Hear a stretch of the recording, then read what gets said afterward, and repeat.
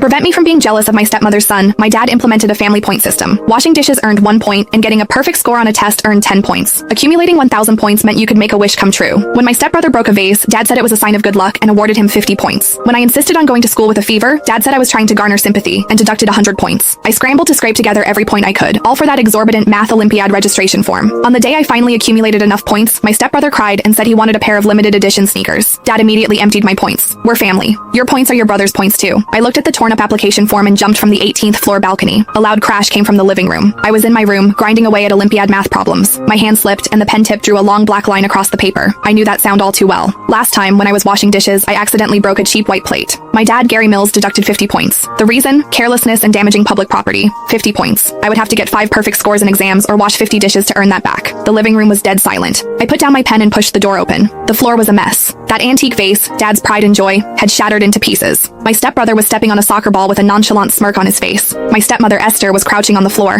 Oh dear, Patrick, how could you be so careless? This is Gary's favorite vase. She scolded Patrick, but at the same time completely shielded him from my father. Dad stood beside her with a grim face, his chest rising and falling rapidly. I leaned against the doorframe, feeling a strange sense of schadenfreude. That vase was supposedly worth thousands of dollars. According to the family point system rules, damaging property resulted in a point deduction equivalent to the property's value. Patrick's pitiful amount of points wouldn't even cover the cost. It would go into the negatives. I waited for the show to begin. Dad took a deep breath, his eyes going back and forth between Patrick and the shards on the floor. Patrick pouted. I was just kicking a ball around. The vase wasn't very steady. I scoffed. If it were me, I'd have been slapped by now. Dad glanced at Esther, who was already tearing up, as if they were a pitiful widow and a single child who were about to be bullied. Dad suddenly smiled. It's all right, it's all right. Dad waved his hand. There's an old saying, breaking a vase brings good luck. This will bring good luck to our family. I was stunned. Bring good luck? Last week when I broke a plate, he called me a good for nothing. Dad walked over to the large whiteboard on the wall. He picked up a whiteboard marker and wrote under Patrick's name. Patrick is energetic and brings life to the house. He broke a vase to bring good luck to our family. Plus 150 points. I couldn't stand it and rushed out of the room. Dad, the plate I broke only cost $5, yet you deducted 50 points from me. This vase is worth thousands, and you're giving him points? Dad turned around, the smile instantly disappearing from his face. How old are you, Myra? Why do you have to make things difficult for your younger brother?